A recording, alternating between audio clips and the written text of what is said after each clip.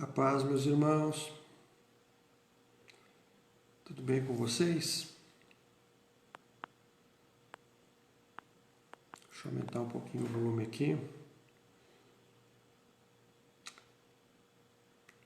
Quarta-feira, friorenta. Estamos aqui em casa todos embrulhados, pé gelado. Mas é muito bom estar com vocês aqui. Vamos chegando aí.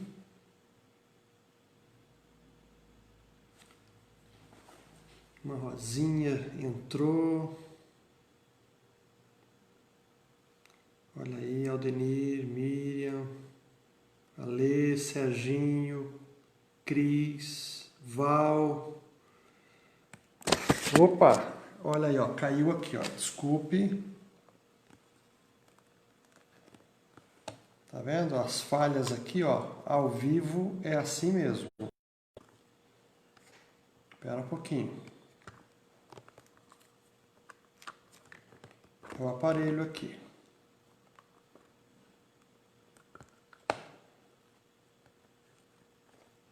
Vamos ver se ajeita. Cris, você tá de olho aí, pessoal? Você viu aí que caiu aqui? Então você vai ver aí que vai cair. Deixa eu ver se... Aí a Cris vai anotando algumas coisas aí, viu, irmãos? Que eu tô sem a legenda aqui. Sem os nomes.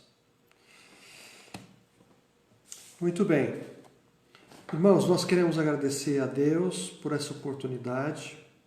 Eu queria já iniciar com uma palavra de gratidão a Deus, não é? Dando as boas-vindas a todos aqui, ó. O Murilo acabou de entrar, não é? Eu estou vendo pelas fotinhos aqui, né?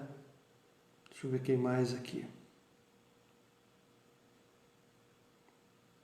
É o que eu consigo enxergar aqui. Tá bom? Vamos agradecer a Deus, irmãos. Senhor, mais uma vez nós queremos te exaltar, te glorificar, render glórias ao Senhor. Queremos te agradecer, Senhor, pelo Deus que tu és, o único e verdadeiro Senhor. Não há outro Deus além de ti. Nós pedimos que o Senhor seja exaltado nesta live de hoje, que possamos em tudo que dissermos aqui, Senhor, evidenciar o teu santo e poderoso nome.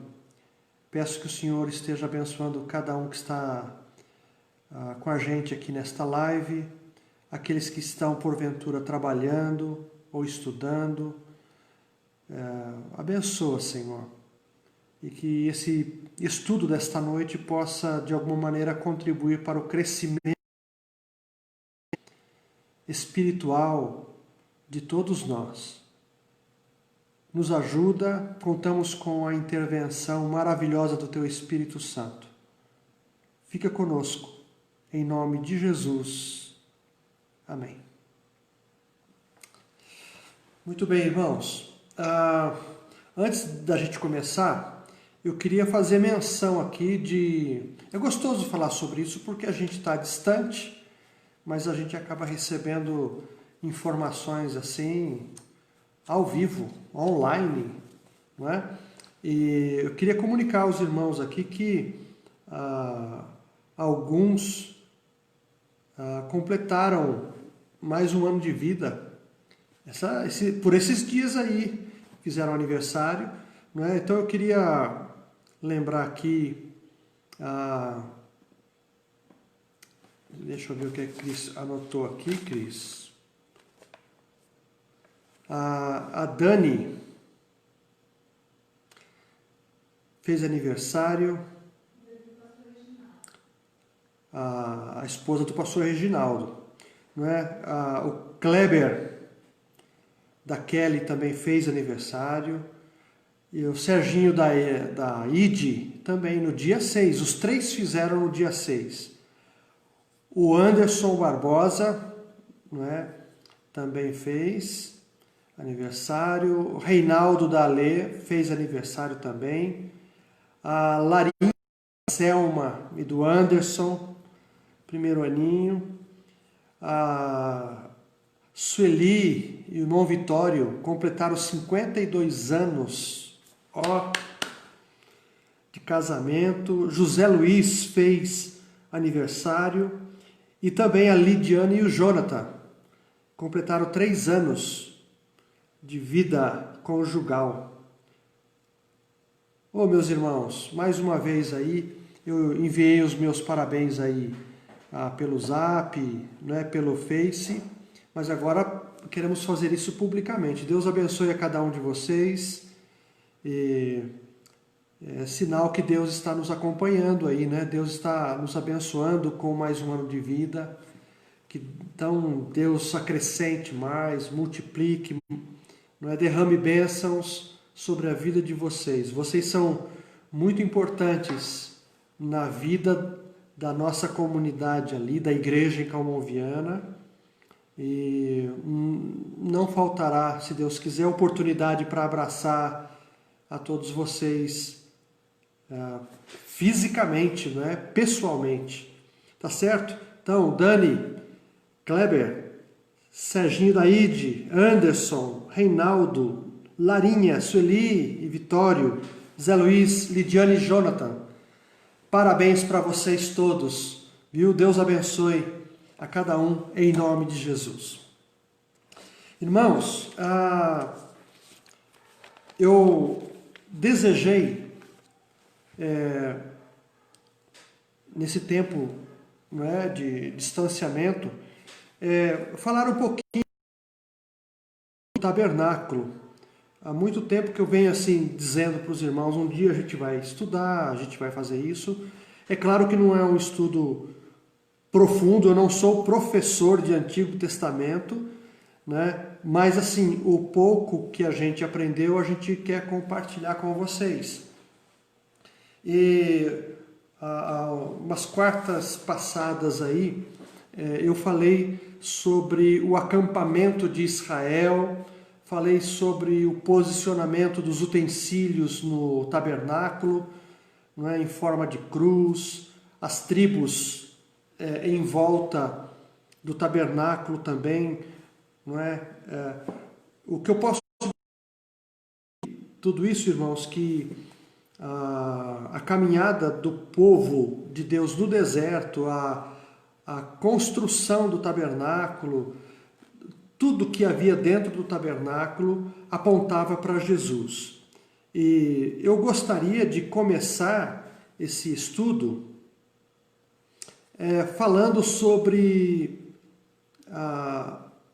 talvez o móvel, o utensílio mais importante na minha visão, talvez o mais importante, e eu vou dizer depois as razões, não é?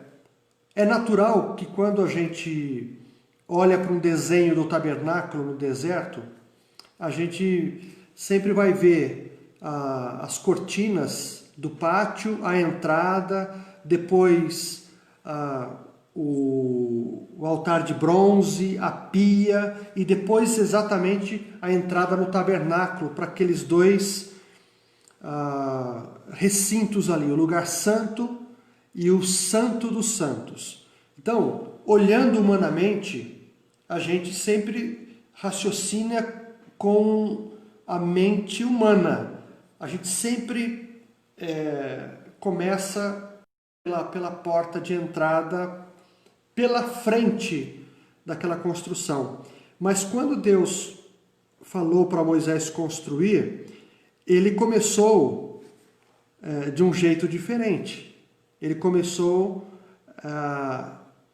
de dentro para fora, de trás para frente, só para a gente entender, não é? E ele começa falando sobre a construção da arca. E esse texto está registrado em Êxodo 25. Se você quiser me acompanhar aí, abrindo a sua Bíblia, não é? Êxodo 25, a partir do versículo 10, que diz assim: Também farão uma arca de madeira de acácia, de 2 côvados e meio será o seu comprimento, de 1 côvado e meio a largura e de 1 côvado e meio a sua altura. De ouro puro a cobrirás, por dentro e por fora a cobrirás, e farás sobre ela uma bordadura de ouro ao redor. Fundirás para ela 4 argolas de ouro e as porás nos 4 cantos da arca. 2 argolas num lado dela e 2 argolas no outro lado. Farás também varas ou varais de madeira de acácia e os cobrirá de ouro. Meterás os varais nas argolas aos lados da arca para se levar por meio deles a arca. Os varais ficarão nas argolas da arca e não se tirarão dela. E porás na arca o testemunho que eu te darei. Certo, irmãos? É até aqui. Hoje eu queria me ater à arca. Relembrando que tudo naquele tabernáculo, naquela construção no deserto, apontava para Jesus. E a gente vai ver aqui, se Deus nos der a oportunidade, a gente vai falar sobre a maioria das coisas. Se não todas as coisas, mas a maioria a gente vai falar. Tá ok? E nós vamos começar pela Arca da Aliança. Eu vou fazer uma coisa aqui, irmãos, que eu nunca tentei. Se der errado, vocês me perdoem. Mas eu vou colocar para vocês verem aqui, olha, enquanto eu falo aí. Tá vendo esse desenho? É justamente isso aí, ó. Acho que eu estou conseguindo aí. Tá vendo aí? É uma caixa, não é? Tem assim aproximadamente 1,10 m, 1,15 m de comprido, por 67,5 de altura e também a 67 de largura, não é? Então é uma caixa retangular. Conforme a leitura, não é? Parte da leitura, na verdade, a gente vai ver aí essa caixa aí, ela tinha que ter madeira, ela foi feita de madeira de acácia, não é? E teria que ser revestida de ouro por dentro e por fora. Uma moldura, aí ó, parece uma coroa, né? Uma coroa em cima dela, fechando as bolas, aí para segurar esses varais aí. Esses varais eram feitos de madeira de acácia também, revestidas de ouro, não é? E esses varais, eles eram enfiados aí nas argolas para que os sacerdotes pudessem carregar essa arca aí, né? E dentro da arca, pelo menos nessa leitura aqui, deveriam ser colocadas as 2 tábuas da aliança, que também é chamado de o testemunho, não é? Nessa parte aqui não fala, irmãos, mas em cima dessa arca, como vocês estão vendo aí, tinha que ter um tipo de uma grelha, não é? Na verdade, era uma tampa de ouro maciço também. Em cada lado da arca deveriam ser feitos 2 figuras de querubins. Esses querubins deviam estar ajoelhados, olhando para baixo, e as 2 asas de cima, ou as suas asas, né? Não duas, mas os querubins não tinham só duas asas, né?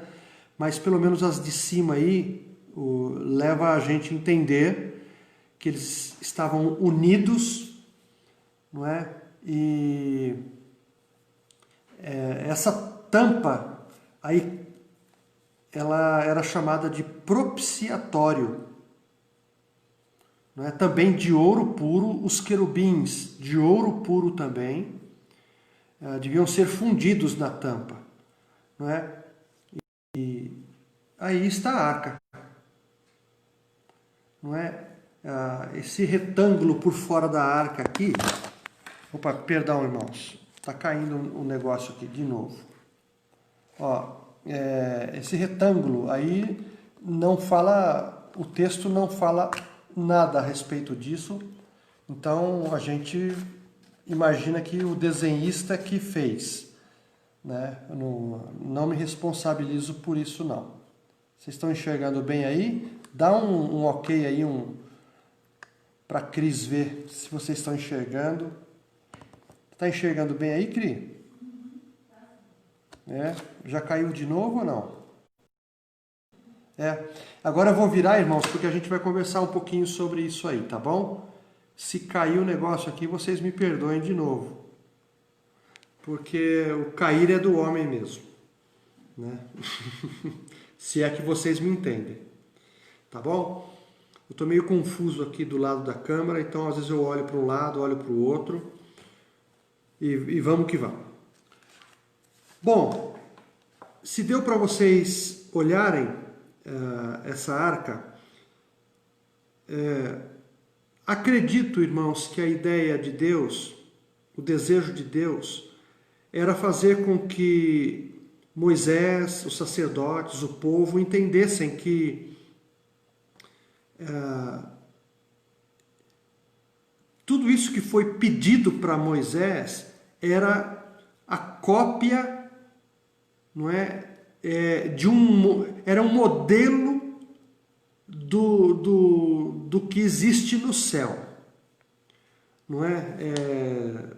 Deus falou para Moisés: Moisés, eu vou citar para vocês aí como eu quero que você faça, e isso aí é uma cópia do que existe no céu. Não é? É bem interessante esse detalhe, irmãos, porque quando Jesus ele vai para a cruz e ele faz aquele sacrifício por exigência do próprio Deus, o texto de Hebreus diz que ele não entrou num santuário feito por mãos de homens, mas ele entrou num santuário lá no céu, diante de Deus. E foi lá, embora tudo tenha acontecido aqui, mas espiritualmente falando, Jesus fez tudo diante de Deus. Então, a Bíblia também diz, não é, que Deus ele habita no meio dos querubins, né?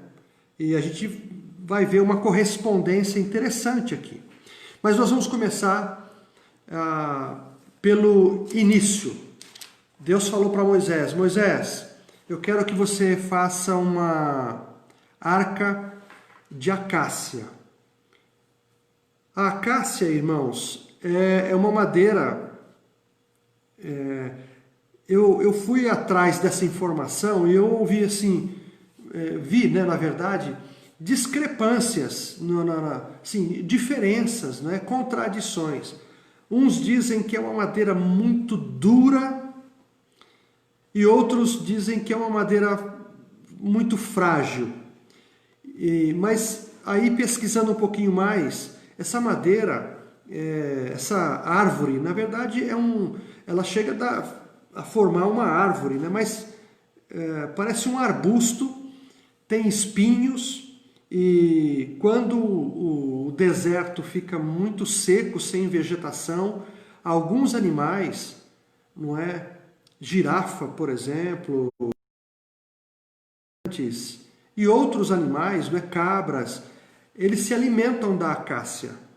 A impressão que eu tenho, depois de averiguar, é que a folha da acácia é um nutriente, não é? E muitos animais, ou vários animais, se alimentam dela. Alguns chegam a comer a casca. Então, eu cheguei a uma conclusão. A madeira, ela não precisa ser muito dura para ela ser resistente, não é? E se os animais, eles tiram a casca dela, né, e dão aquela roída, ela não é tão dura assim. E vendo os animais comendo, a gente percebe que realmente é uma casca mole. Mas os especialistas dizem que a acácia, ela é uma madeira não muito dura, e ela é fácil de manusear. É considerado uma madeira nobre ou seminobre, não é? Então eu não acredito que tenha sido uma madeira muito mole, mas acredito na resistência dessa madeira. Então, talvez uma madeira que existia mais ali constantemente durante os períodos de inverno, não é? No deserto, os animais acabam comendo, mas basta dar uma serenada, uma chuvinha, e os nascer e novas árvores vão se formando. É uma árvore difícil de morrer, né? Muito difícil dela morrer. Então, agora aqui uma explicação do significado, porque certamente tudo que existe ali, ou existiu no tabernáculo, não é, tem um significado espiritual e aponta para Cristo. Nós temos que fazer esse link, senão perde todo o sentido. Então, por que Deus pediu a acácia? Porque a acácia representa a humanidade de Jesus. A presença da acácia nos utensílios do tabernáculo representam, então, a figura, a pessoa de Jesus. Então, se você quiser até anotar aí na sua Bíblia, a acácia, ela é símbolo da humanidade de Jesus. Mas ela também é símbolo da incorruptibilidade. Dizem os especialistas que é muito difícil a acácia ela apodrecer, não é? Aquilo que dá nas árvores, né? Aqueles fungos, ela resiste muito. Esses fungos se deteriora com muita dificuldade, né? Então, ela é resistente. Isso representa, então, a humanidade, por um lado, a fragilidade, que aponta para a humanidade de Jesus, não é? E, ao mesmo tempo, essa resistência.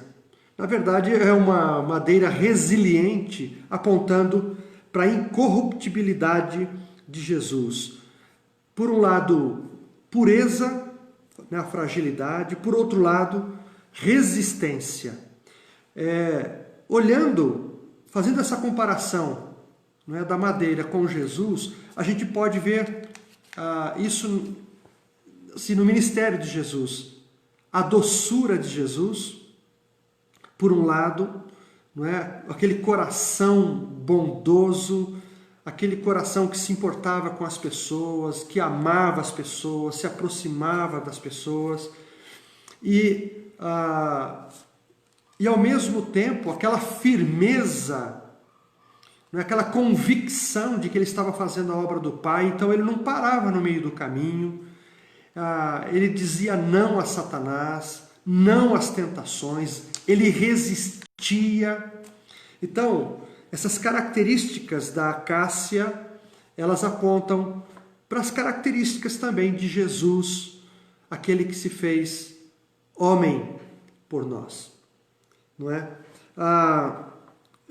Na Bíblia também fala que da raiz de Jessé nasceria um renovo, um broto, não é?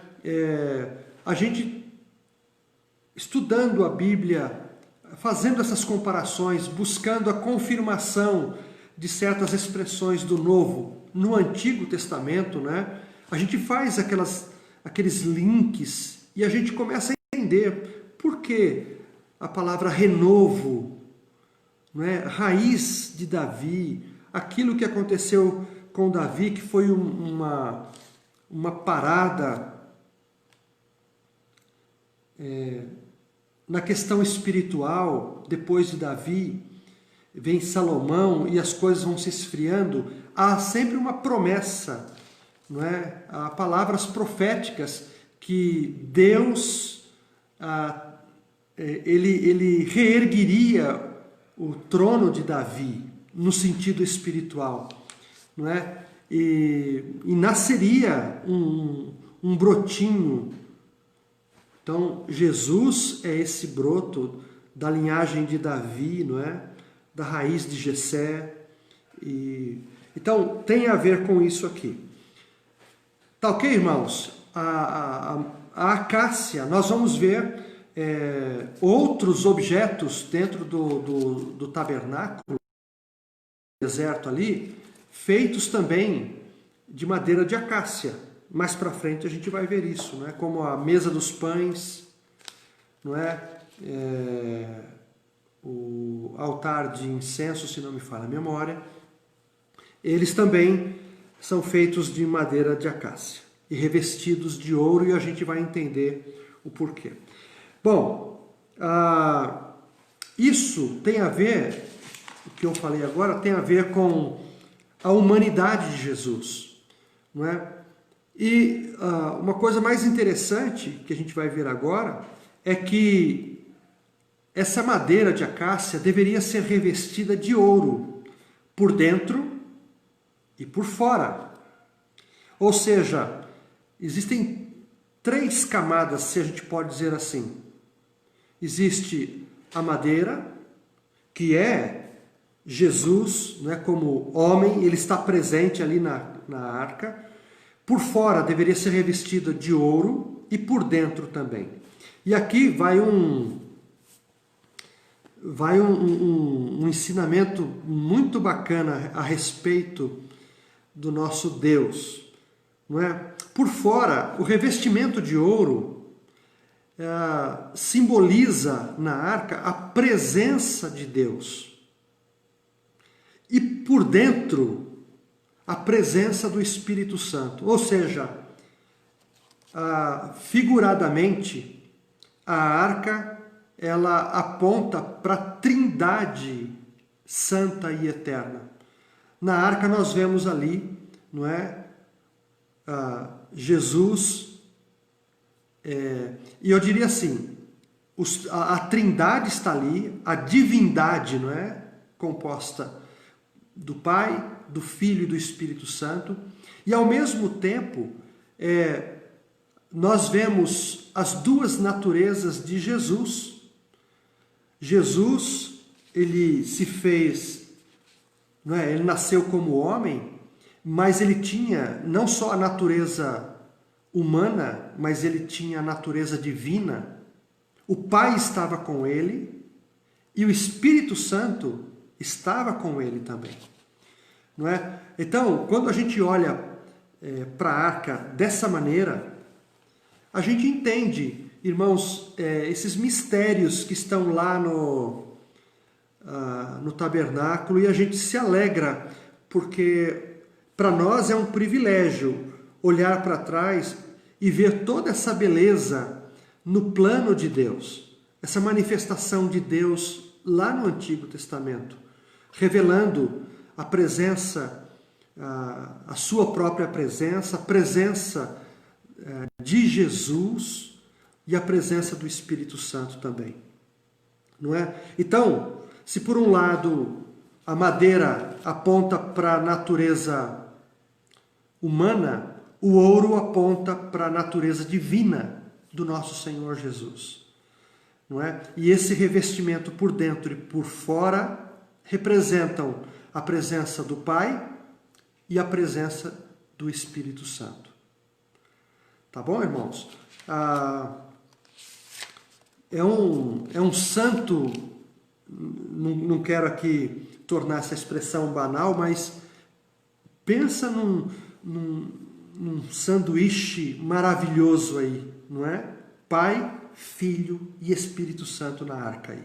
Ouro, madeira e ouro estão ali. Não é? É bem interessante também, embora seja um pouco complexo, irmãos, existem aqui algumas ideias. Se nós formos pegar a medida dessa arca, eu não sou muito adepto à numerologia, mas alguns estudiosos, eles fazem essas contas. E a título de curiosidade, eu gostaria de passar para vocês aqui, não é? Olha só, essas medidas que estão aqui na Bíblia, elas são trazidas aqui em côvados, não é? Um côvado era mais ou menos a medida de um braço, não é? Aqui do cotovelo aos dedos aqui, não é? Cerca de 50 a 55 centímetros aí por aí. Então, como eu disse, ela media 2,5 côvados, não é isso? Ou 2 côvados e meio por 1,5. Então, olha só que coisa interessante que esses estudiosos trazem para a gente aqui. Fazendo um cálculo aqui, por exemplo, a altura, ou melhor, o comprimento vezes a altura e a largura, que são iguais, equivale ao número 3, não é? Porque são 2,5 vezes 1,5 vezes 1,5. Ou 2,5 vezes 2. Vamos começar por aqui. Daria 5. 2,5 vezes 2, não é? São duas laterais. Então eles pegam isso aqui, duas laterais medindo 2,5 côvados, 1,15 m mais ou menos, equivale a 5. 2,5 vezes 2 igual a 5. Eles dizem que o número 5 representa, aqui na construção do tabernáculo, o número 5, ele é o número da expiação da graça, não é? Agora, fazendo a mesma coisa com a largura vezes a largura, que é 1,5 côvado, não é? Por 1,5 também, 1,5 vezes 2 daria 3. E o número 3 representa a trindade, não é? Ou a divindade, o Pai, o Filho e o Espírito Santo. Fazendo uma medição, 1,5 côvado vezes 4, que é o fundo da arca, não é? Mais a tampa de cima. Olha, esses cálculos meio mirabolantes assim, não é? 1,5 côvado vezes 4 daria 6. O 6 representa o homem, a presença de Jesus. Né? A soma de todos os lados, não é, de altura vezes tal, pelos cálculos dele, equivale a 8. 8 é o número da ressurreição. Não é? A soma das laterais maiores não é? E mais a tampa e fundo equivale a 10. 10 é o número da lei, não é? Demonstrado ali pelas tábuas, os 10 mandamentos. E aí vai, não é? Essa altura de aproximadamente 70 centímetros, nós vemos na arca, nós vemos também, nós vamos ver mais para frente, na altura da mesa dos pães e na altura do altar do holocausto, que ficava fora, ali no pátio. Então, 70 centímetros, mais ou menos, não é? Tem a ver com a mesma medida, significando que Jesus está representado nesses 3 objetos. Então, o número 3 representa a divindade.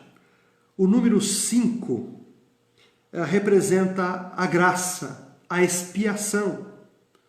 O número 6 representa o homem, né? Aliás, o homem perfeito, que só ele conseguia cumprir toda a lei, né? Representada pelo número 10 também, pela lei. O número 8, a ressurreição, né? Número 10, a lei. E também o número 12 está representado aqui, não é? Governo perfeito, não é? Tendo Jesus como o Senhor desse governo, né? Ele é o Senhor que nos governa. Aí eles associam também a escolha dos 12, Jesus escolhendo os 12. Em Apocalipse também tem os 12 lá. Então, é um estudo, irmãos, que os especialistas vão sempre associar as medidas. E eles se aprofundam nisso, não é? E a gente vai aprendendo com eles também. Então, a presença dos querubins em cima do propiciatório é uma coisa bem interessante. Continuando a leitura um pouquinho mais para frente aqui, nós lemos assim a confecção, né, de parte da arca. Agora vem o propiciatório, no versículo 17 do capítulo 25. Farás também um propiciatório de ouro puro, de 2 côvados e meio será o seu comprimento, e a largura de 1 côvado e meio, que é a mesma medida da arca, não é? Largura e de comprimento também. Farás 2 querubins de ouro batido os farás nas 2 extremidades do propiciatório. 1 querubim na extremidade de uma parte e o outro na extremidade de outra parte. De uma só peça com o propiciatório fareis os querubins nas 2 extremidades dele. Os querubins estenderão as asas por cima, cobrindo com elas o propiciatório. Estarão eles de faces voltadas para a outra, olhando para o propiciatório. Eu vou mudar aqui de novo, ó. Só para vocês terem aqui, tá vendo só? Porás o propiciatório em cima da arca, e dentro da arca porás o testemunho que eu te darei. Olha o versículo 22, o que diz aqui, olha. Ali virei a ti, e de cima do propiciatório, do meio dos 2 querubins que estão sobre a arca do testemunho, falarei contigo acerca de tudo o que eu te ordenar para os filhos de Israel. Olha que coisa, irmãos. Essa arca aqui, então eu vou apontar aqui. Tá vendo aqui? Olha, aqui era uma coroa de ouro também, puro. Aliás, tudo aqui tinha que ser ouro puro, porque o ouro, lembra o quê? A presença de Deus, a divindade, não é? E aqui, olha, debaixo dos querubins tinha como que uma grelha, não é? Uma tampa aqui, uma grelha bem fechadinha, e esses dois querubins, eles tinham que estar aqui numa extremidade e na outra, as asas aqui, ó, tocando uma na outra. Aqui não aparece o rosto dos querubins, mas eles deveriam estar olhando para o propiciatório, esta tampa aqui, ó. Essa parte aqui. Tá certo? Então, quando o sacerdote, o sumo sacerdote, o sacerdote não podia entrar nesse lugar, mas quando o sumo sacerdote entrava, e ele não podia entrar sem... O que ele fazia? Ele aspergia o propiciatório aqui, olha. Ele molhava essa parte aqui com o sangue. Esse sangue era um sangue que tinha a ver com o sumo sacerdote, e o sumo sacerdote entrava também representando diante de Deus o povo. E aí ele aspergia, às vezes nas 4 pontas do propiciatório aqui, ó, o sangue. E aí ele ficava ao redor dessa arca aqui orando, intercedendo pelo povo. E depois de algum tempo, quando ele recebia, eu acredito que uma paz do coração, uma direção, ou Deus falava com ele, pode sair, ele saía. E o interessante, quando ele saía, irmãos, ele saía na porta do tabernáculo, e quem estivesse fora no pátio se alegrava, porque Deus aceitou aquele sangue, não é, no propiciatório, e Deus ouviu a intercessão do sumo sacerdote. Então, a gente tem que aprender muita coisa com isso aqui, porque é muito lindo, é muito lindo. Quando a gente fala que nós temos um sumo sacerdote diante do Pai, diante de Deus, esse sumo sacerdote é Cristo, que já estava representado aqui. O que acontece quando Jesus morre, não é? O papel do sumo sacerdote da época perdeu sentido, porque quando Cristo entra diante de Deus e ele entra para nos perdoar, para se oferecer em sacrifício por nós, o que acontece? Acabou o papel do sumo sacerdote humano.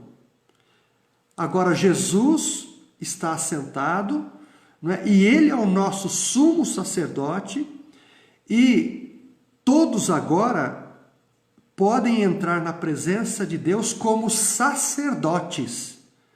A diferença é que agora nós podemos entrar onde só o sumo sacerdote entrava.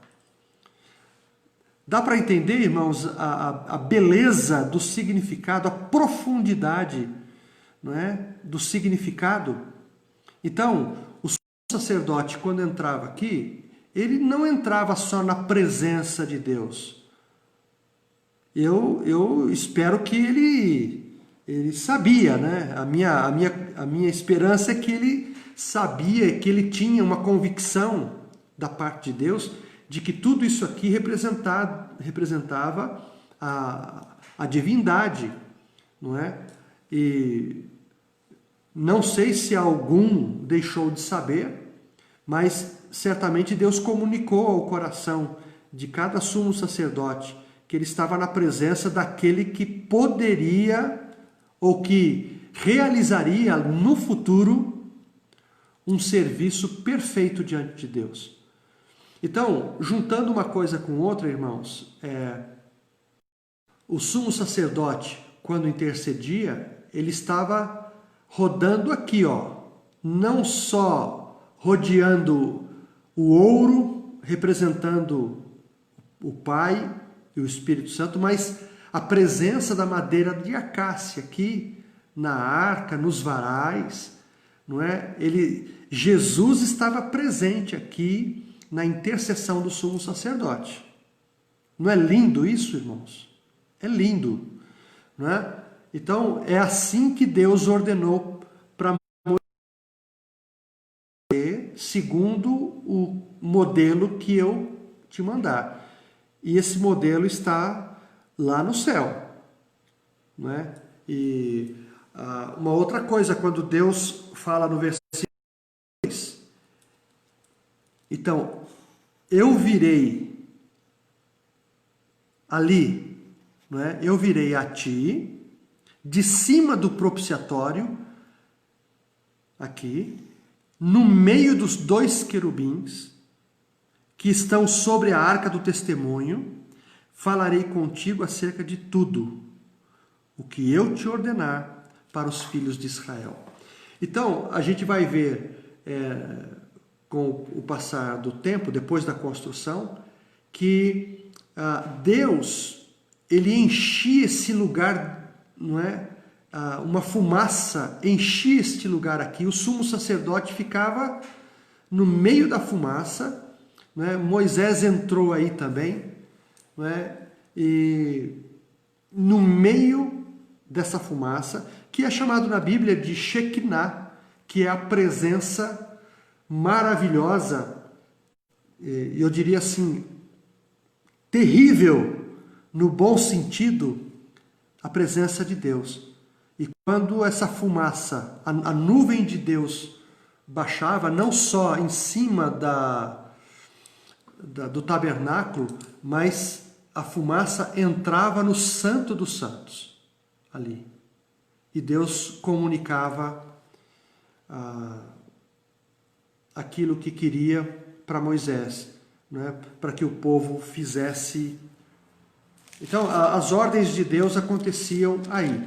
Antes disso aqui, Deus se comunicava com Moisés no monte, não é? Ou a sós. A Bíblia diz também que Moisés, ele tinha uma pequena tenda num lugar separado das tribos, e Moisés ia para essa tenda e Deus visitava Moisés nessa tenda particular, não é? Deus visitava Moisés e passava as ordens.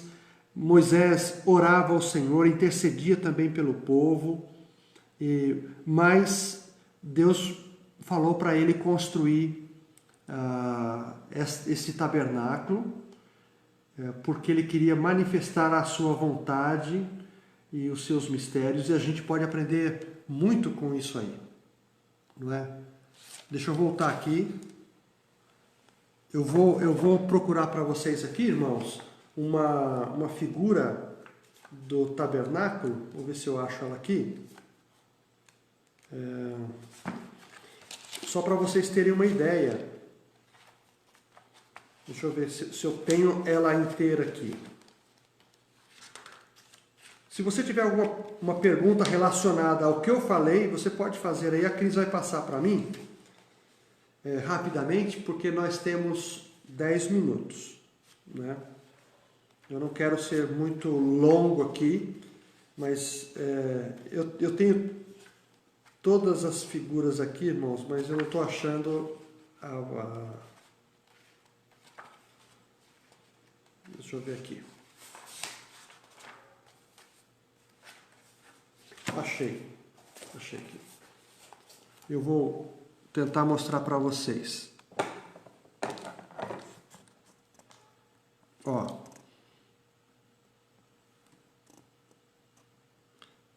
Vocês estão vendo aqui?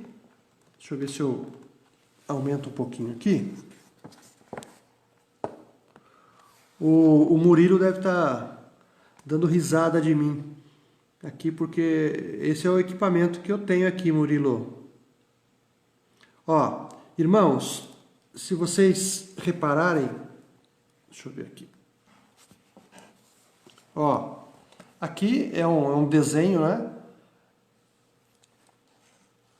Ó, nas laterais tem a ver com o que eu falei na outra live passada a respeito do acampamento, não é? As tribos ficavam ao redor, cada tribo ocupava um lugar ao redor. Aqui nós temos o pátio, não é? Tudo isso aqui era chamado de tabernáculo, não é? Aqui era a porta de entrada. Aqui nós temos o altar do holocausto. Aqui a pia de bronze. Aqui é a tenda da congregação. Tem 2 compartimentos aqui. Um maior, que é chamado de lugar santo. E onde tem essa fumaça aqui, irmãos, a fumaça do Senhor, ela descia sobre este recinto aqui, que era um pouco menor. Aqui era o lugar, o Santo dos Santos. A arca ficava aqui. Eu vou ver se eu tenho um outro desenho. Eu vou mostrar para vocês rapidamente. Aí vocês vão curtindo aí a Bíblia Sagrada. Tá. Deixa eu ver se eu tenho aqui um desenho, né?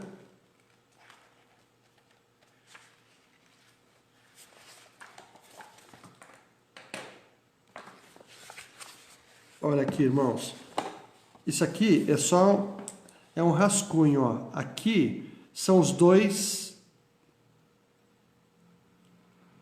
lugares, ó. Onde eu mostrei, a pia ficava aqui, né? O pátio tá para cá. Aqui era a porta de entrada para o lugar santo. Tá vazio aqui, né? Esse lugar maior aqui tinha desse lado aqui um candelabro, desse lado a mesa dos pães. Aqui tinha uma cortina que separava o lugar santo do lugar santíssimo, ou santo dos santos. Uma cortina. Do lado de cá tinha o altar das orações aqui, não é? do incenso, o altar do incenso. E em frente aqui ficava a arca, bem nesse lugar. E uma cortina aqui, ó. Aqui podiam entrar os sacerdotes, mas aqui dentro só o sumo sacerdote. E ele entrava por essa cortina aqui, irmão. Se ele entrasse em dívida com Deus, se ele tivesse enchido a cara, se ele tivesse feito alguma coisa e não confessado, ele morria aqui dentro, não é? Ou aqui mesmo, prestando um serviço a Deus. Isso aconteceu com Nadab e Abiú, que vieram prestar serviço a Deus aqui nesse lugar. Eles eram sacerdotes, né? Filhos de Arão. E eles fizeram alguma coisa errada lá. A Bíblia não é clara, mas fizeram coisa errada, né? Trouxeram fogo estranho, diz eles lá, né? Trouxeram e morreram aqui, os dois morreram, né? Então aqui nós vamos ver mais para frente, ó, essas colunas, essas cortinas laterais aqui. Aqui é uma coisa bem interessante, porque aqui ficava um véu. Quando Jesus foi crucificado, não é? E ele entregou o seu espírito, não sei se é Mateus ou Lucas, diz que se escureceu, o céu escureceu, teve terremoto, e o véu do templo foi rasgado de cima para baixo, querendo dizer o seguinte, que Jesus abriu esse caminho aqui, ó, para a presença de Deus. Jesus morrendo, não é? Ele, então, ele propicia, na verdade, essa abertura. Então, agora, não é só aquele sacerdote que pode entrar. Todos nós nos tornamos, por causa do que Cristo fez por nós, sacerdócio. Pedro fala sobre esse sacerdócio universal, que todos nós agora podemos entrar na presença de Deus e ter acesso a Deus.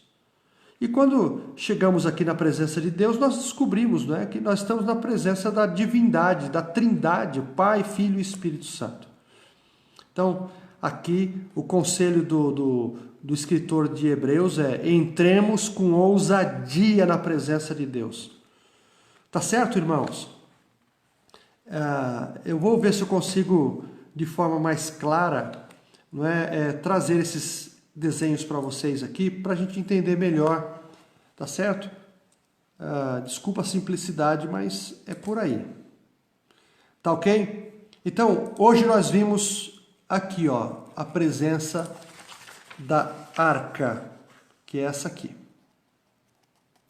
Não é? Só um dado curioso: quando os filisteus roubaram a arca, não é? Eles levaram a arca assim, ganharam a guerra ou a batalha ali contra os israelitas, levaram a arca lá para a terra deles. Eles passaram poucas e boas lá. Deus providenciou lá um reboliço entre eles, e eles acabaram devolvendo essa arca, não é? E ouro, muito ouro. Mas essa arca não voltou lá para o centro, para Jerusalém, ficou na casa, não é, de um homem lá, acho que é Obed-Edom, e Davi quis trazer essa arca, não é, ali para Jerusalém. E uma euforia de trazer essa arca, e colocaram esta arca em cima do carro de boi. E alguns vieram ao redor da arca. Acontece que o carro de boi, a roda pegou lá numa pedra e balançou o carro, e a arca escorregou e estava caindo. E um homem chamado Uzá, ele tentou fazer com que a arca não caísse, e ele encostou aqui. Ele apoiou a arca com a mão, e a Bíblia diz que Deus fulminou esse homem aqui. E aquilo que era alegria se transformou num momento de grande tristeza. Por quê? Porque essa arca não podia ser transportada em carro de boi ou de outra forma. Por isso que na leitura que nós fizemos, esses varais, eles não podiam ser retirados da arca, e eles tinham que ser, essa arca tinha que ser carregada por sacerdotes. Eram colocados em cima do ombro dos sacerdotes, e deveria ser trazida por sacerdotes, não é? E então Deus fulminou o coitado do Uzá. Aí Davi fica triste, não é? E toda a nação chora por causa disso. Aí Davi vai consultar o porquê aconteceu aquilo, e aí ele, depois dessa investigação, ele descobre, ele lembra que essa arca ela tinha que ser conduzida nos ombros dos sacerdotes. Aí ele convoca, chama os sacerdotes para que eles se santifiquem, e aí essa arca ela vem. E é uma história muito interessante que vocês podem ler na Bíblia, né? No retorno para Jerusalém, os sacerdotes, a cada 7 passos que eles davam, eles sacrificavam muitos animais para o Senhor, porque Davi estava muito alegre, e ele queria retribuir ao Senhor a volta da arca para o lugar de onde ela nunca deveria sair. Só saiu por causa da desobediência. É aquele negócio, né, irmãos? Eu termino dizendo aqui, se a arca representava a presença de Deus, hoje nós não precisamos da arca, porque a arca representava Cristo, e nós já temos Cristo em nós.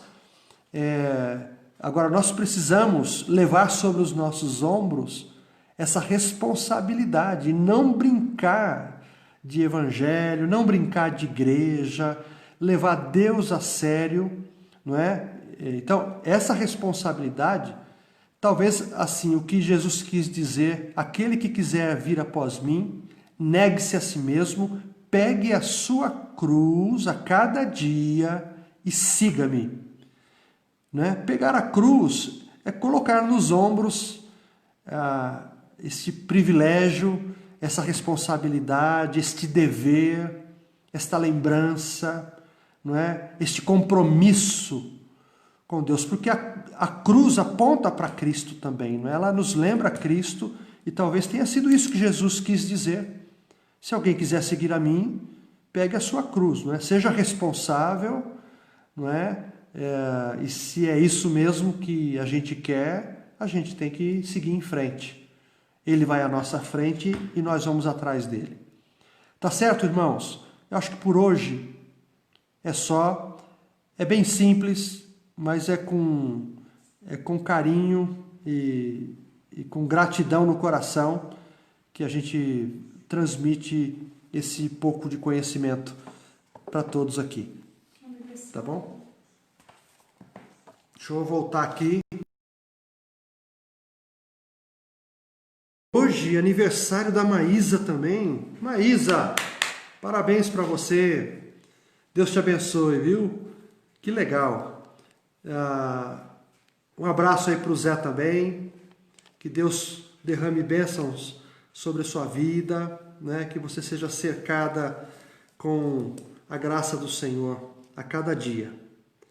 Tá bom? Irmãos, eu vou encerrando por aqui.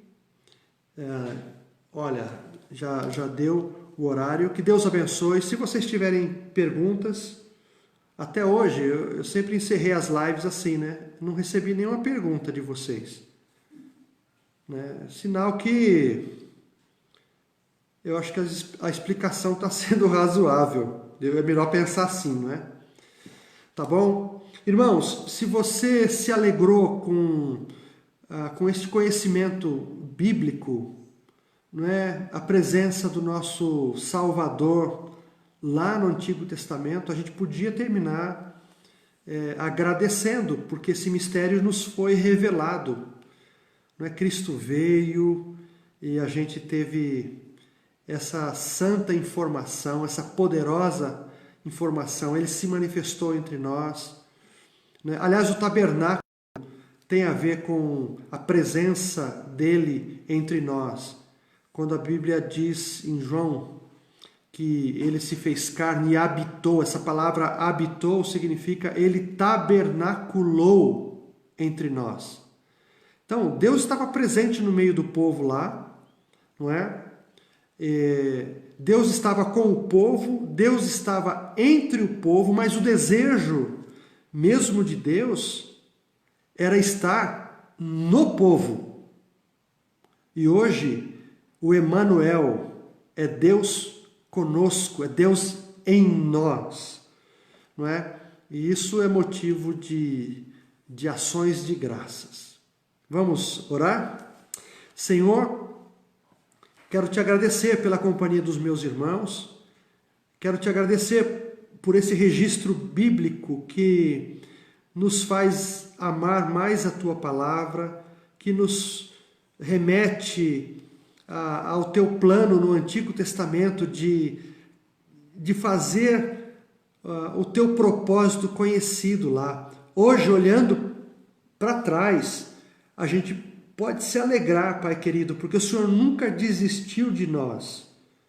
O Senhor se manifestou no passado, o Senhor se manifestou no passado em Cristo Jesus, e Cristo Jesus habita em nós pelo Espírito Santo. Nós somos muito agradecidos, ó Deus.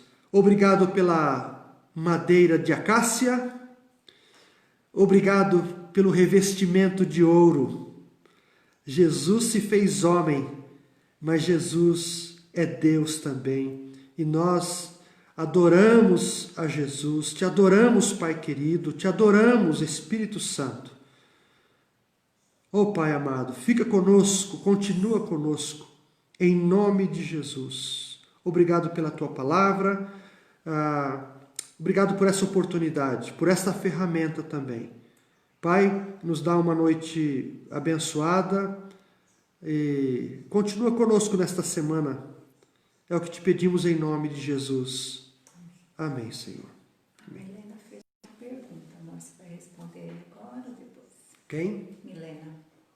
Olha, a Milena fez uma pergunta aqui.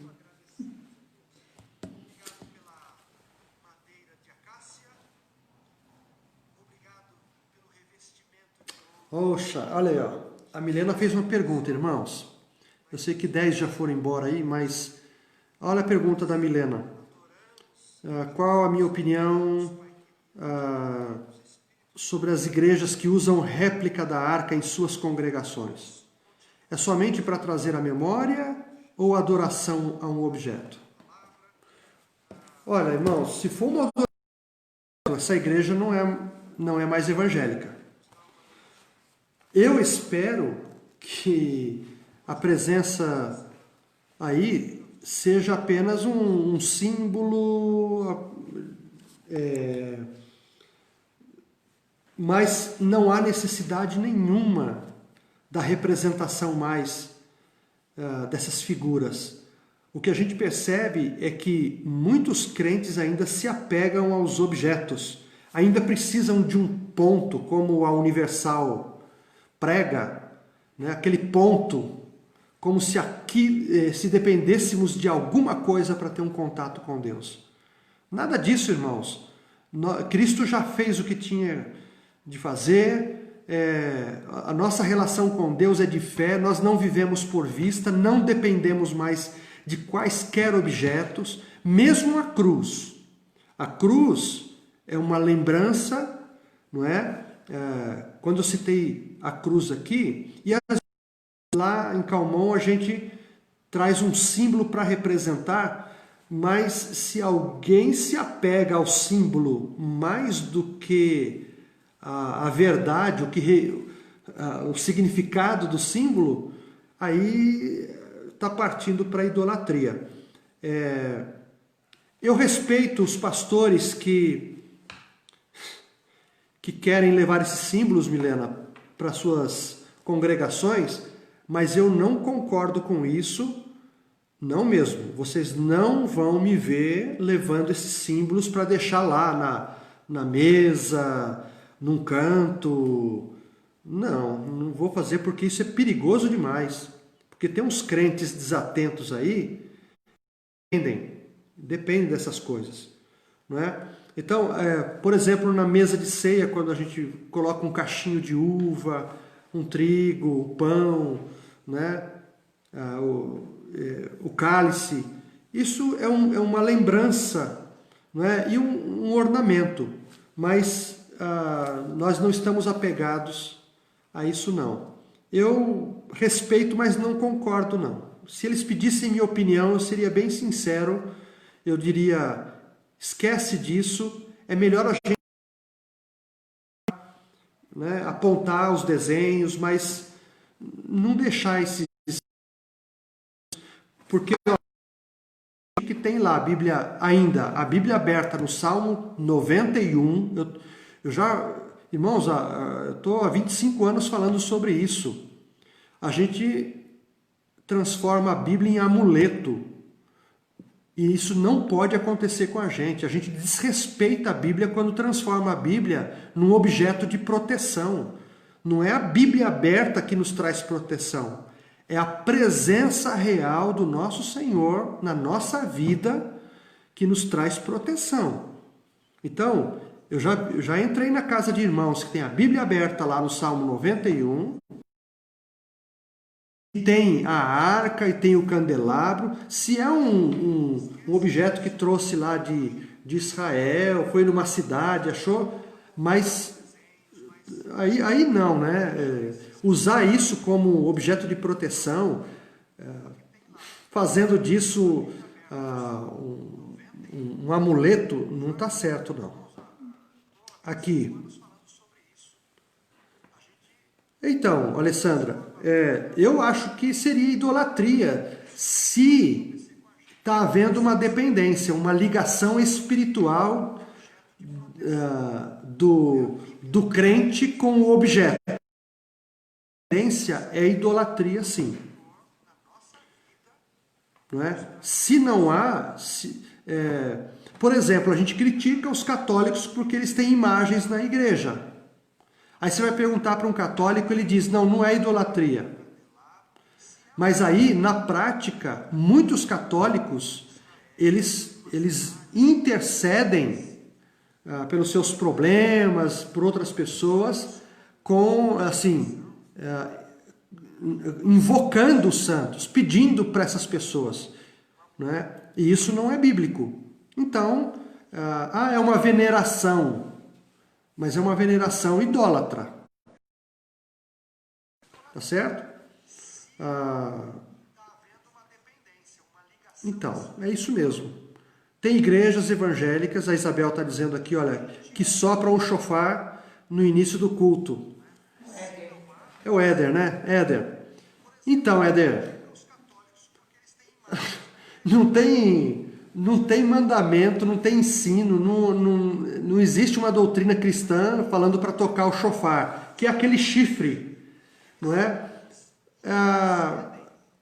Eu não sei, tem pastores que se cobrem com a bandeira de Israel, colocam kippá e ainda tocam o chofar, como se aquilo trouxesse a presença de Deus. Isso aí era um costume, não é, do povo israelita para as guerras, para as convocações, para as festas, não é? Se a gente usa como exemplo isso, eu acho até bonito, eu acho bonito isso aí, mas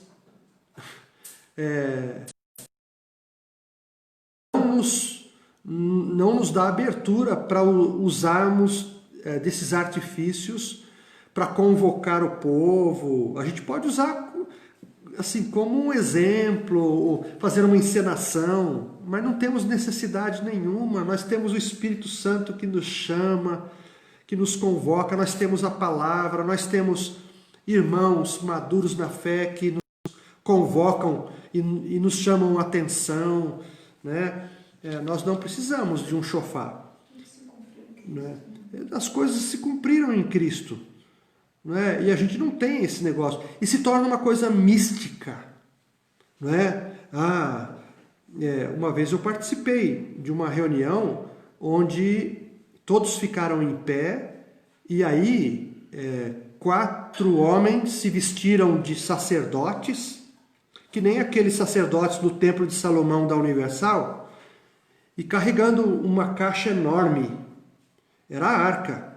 E conforme aquele objeto estava entrando, nossa, os irmãos arrepiavam, gritavam e falavam em línguas. Eu falei, meu Deus, o Senhor já estava presente aqui, ninguém se expressou dessa forma. Agora a arca está entrando, e aí estão entrando em êxtase, e gente colocando as mãos na arca, não é? E nem prestar atenção no bíblico que diz fulminado, né? Se Deus continuasse fulminando, irmãos, olha, o pessoal que toca na arca hoje já estava na roça. Tá certo? Que legal, obrigado por essas perguntas. Elas despertam e a gente vai continuar, se Deus permitir, a semana que vem falando sobre isso. Tá bom, irmãos? E outros significados também. Eu vou trazer alguns textos bíblicos a respeito dos querubins. Né? É importante a gente saber sobre isso também. Muito bem, meus irmãos, tenham todos um excelente final de noite. E deixa eu falar uma coisa. A nossa cozinha e o nosso salão está ficando tão bonitos, irmãos. É igreja, né? Oi? O salão é a cozinha da igreja. O salão e a cozinha da igreja, não é aqui em casa não. Eu acho que as irmãs vão gostar da cozinha. Não quero associar a trabalho não, mas olha, irmãos, está ficando tão lindo. E para os cultos presenciais a gente vai se alegrar por essa bênção, né, tão esperada também. O dia que Jesus voltar para nos buscar, isso vai ficar. Mas enquanto ele não voltar, a gente pode ter comunhão lá na cozinha, no salão, vai ser muito bom, né? Tá bom? Obrigado aos irmãos que continuam contribuindo, não é? Que Deus abençoe vocês e nos abençoe, né? Fiquem com Deus e até a próxima. Eu estou concluindo aqui, tá bom? Fiquem na paz.